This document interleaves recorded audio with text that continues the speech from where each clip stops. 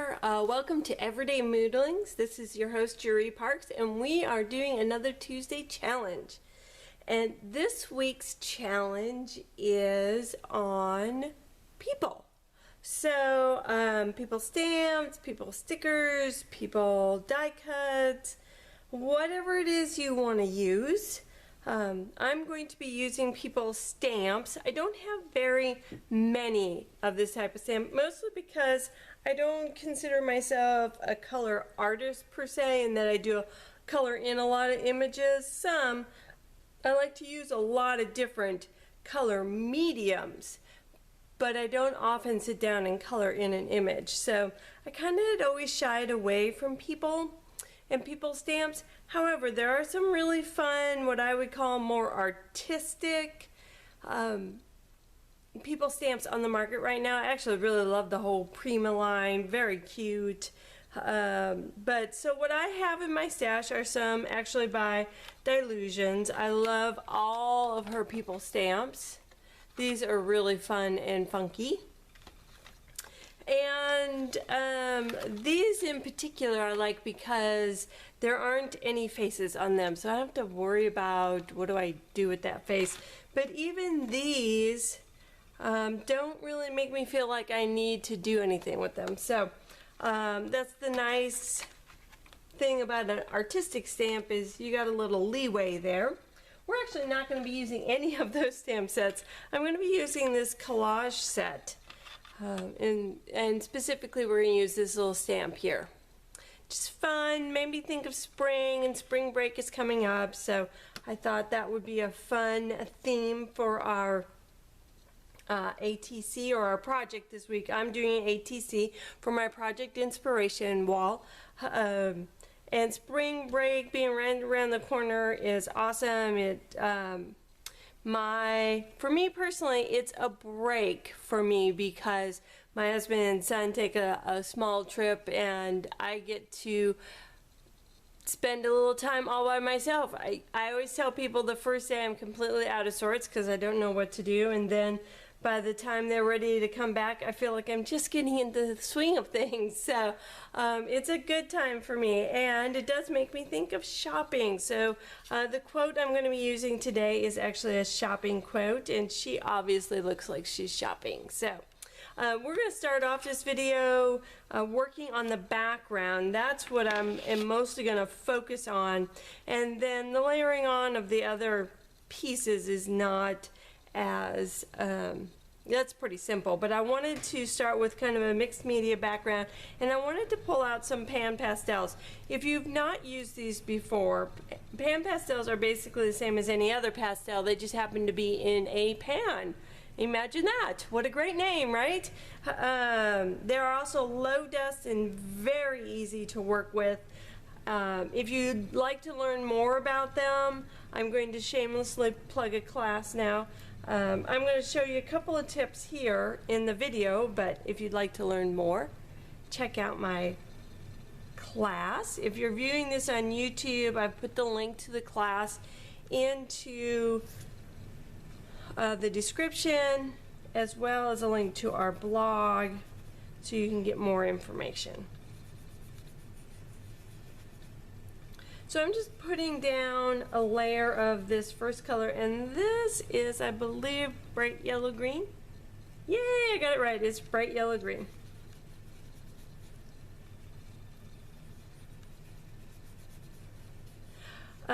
So some basic characteristics about PanPastels. One, they are not opaque. They're not like a paint, so you can see what's underneath them. And number two, they blend together. So I'm going to add in a layer of this turquoise, darker turquoise, using a stencil. And what's going to happen is these colors are going to kind of blend together. One does not, it's not like, again, it's not like paint where one stays on top of the other. These are going to blend and combine.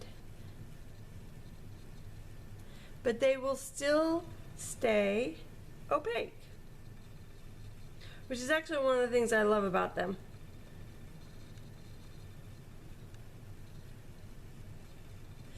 Allows you to build a lot of layers and not obscure everything on the bottom. So I'm not going to do the whole stencil, just some of it. There you can see the beginnings of my background. We're not going to stop there though. Okay, for the next step, I just want to put some black lines. So I'm just using, actually it's an old Blockbuster gift card. I'm sure that's not good anymore. On my piece.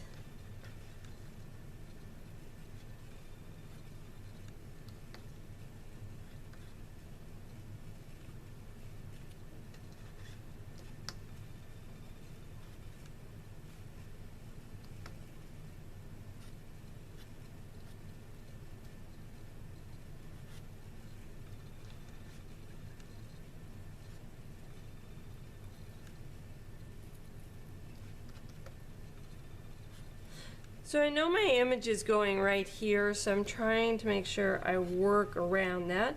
I don't want to cover up all of my black lines with my image.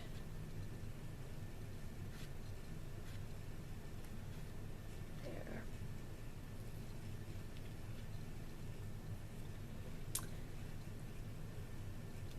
I'm going to let that dry real quick and I'll be right back. Okay, so while we're waiting for that to dry, we're going to go ahead and stamp our image. We're actually going to do 2 stamps of it so we can kind of layer them together. And the first one I want to make sure is waterproof because we are going to add some color to it.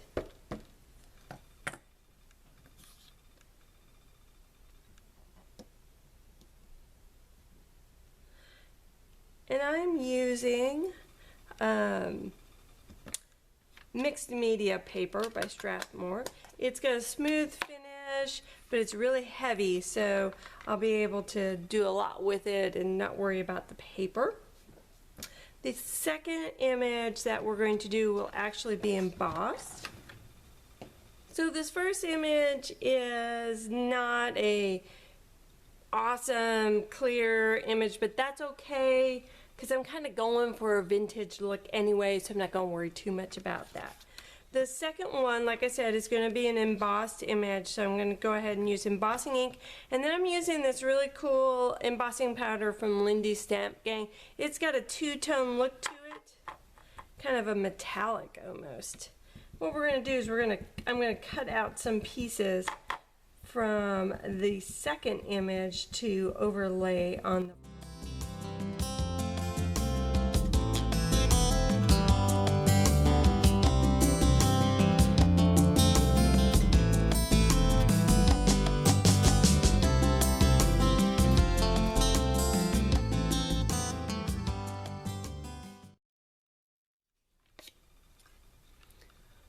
Okay, so I actually ended up stamping it 3 times. I decided I wanted to cut out the Eiffel Tower too and make that a layer, and I wanted it to be more rustic. So I'm using Brick Antiquities embossing powder by Ranger, and then the metallic one. Okay, so this one looks so cool in person. I'm hoping you can kind of get a good idea.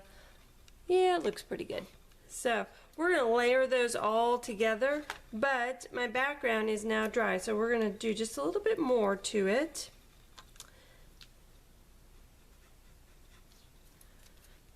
If you've been watching any of my videos lately, I seem to have developed a slight addiction to sketching. And so I'm going to pull this together a little bit with some sketch lines, outlining my ATC. And you'll see I easily added paint to the PanPastels. I can easily draw over the top of it. Now, it is not, however, permanent. So the last step here is to add in some permanency, so I don't have to worry about it rubbing. Although once it's in my display board, it wouldn't make a big difference. But we're going to put a little glazing medium on top, which is a nice extra layer to add.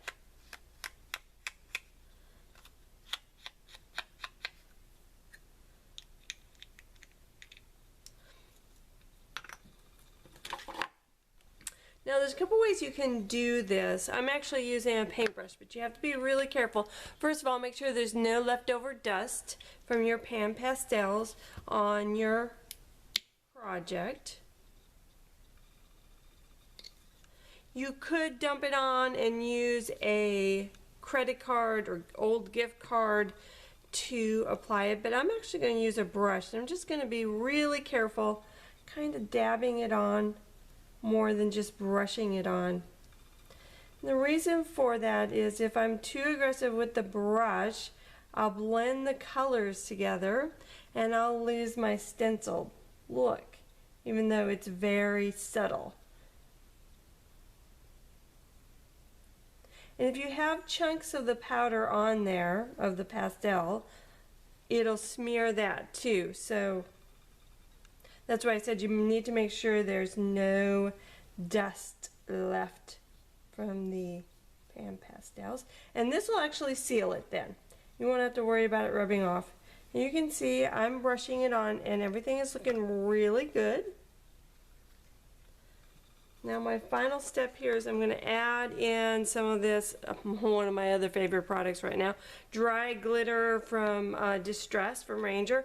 And this is the clear.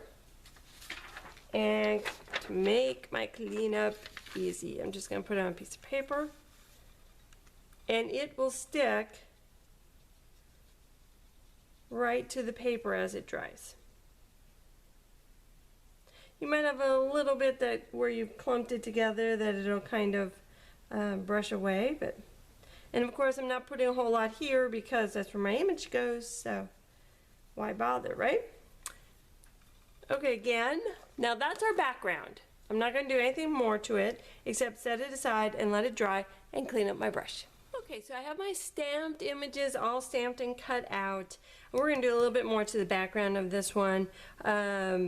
Many of her features are a little dainty, so I didn't cut out everything. And it does look a little weird, that's her arm down there at the bottom. But once you layer it on top, it actually turns out fine. So we're going to start with this one. And initially I thought I would use some ink on here, but I actually am just feeling like I want to vintage this up a little bit. I may use some red on the outer edges. I'm just using a little aging chalk.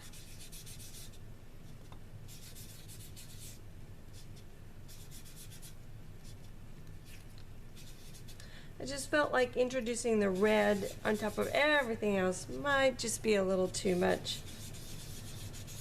So instead of doing the whole background that way, I'm just going to do a little.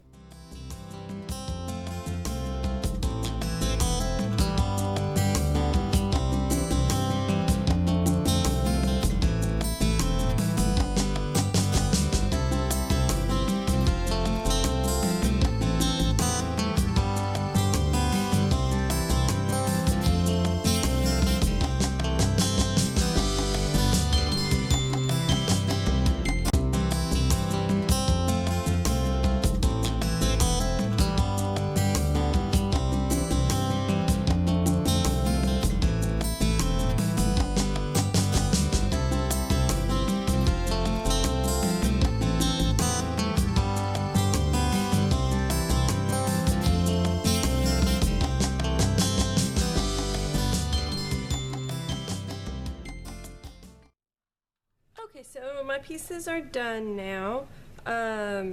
Again, I just went around the outside with some distressed ink, the aged mahogany, and the vintage photo. And then with what was left on my stylus, I just added a little aged photo to the other two images to kind of pull everything together. Now I'm just going to go ahead and layer them all together. Okay, so I've layered them together now, and I added a little heart to her hair. I seem to be in the mood for hearts lately. Layering pieces like this can really add a lot of depth and dimension to your stamping.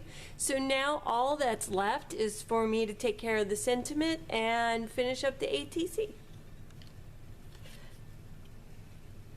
So we're just going to take the sentiment again and do a little aging. I like to keep it pretty simple. I'm just going to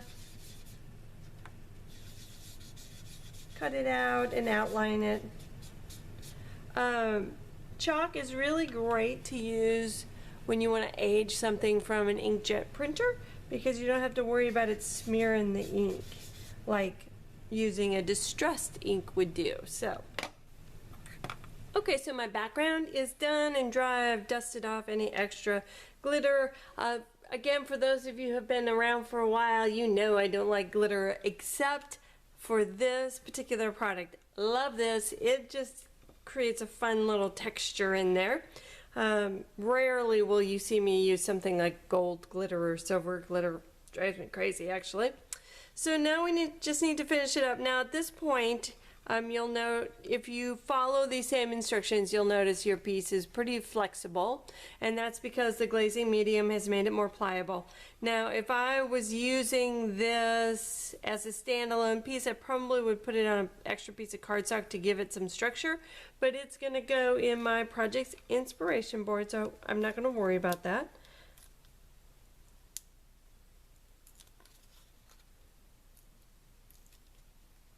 Before I put her down, and I did decide to use pop dots on here, I just want to kind of reiterate, got a lot of layers here to this background without hardly any obscuring of each layer other than where there is black paint. So pan pastels are a great way to create layers without losing everything behind the layers.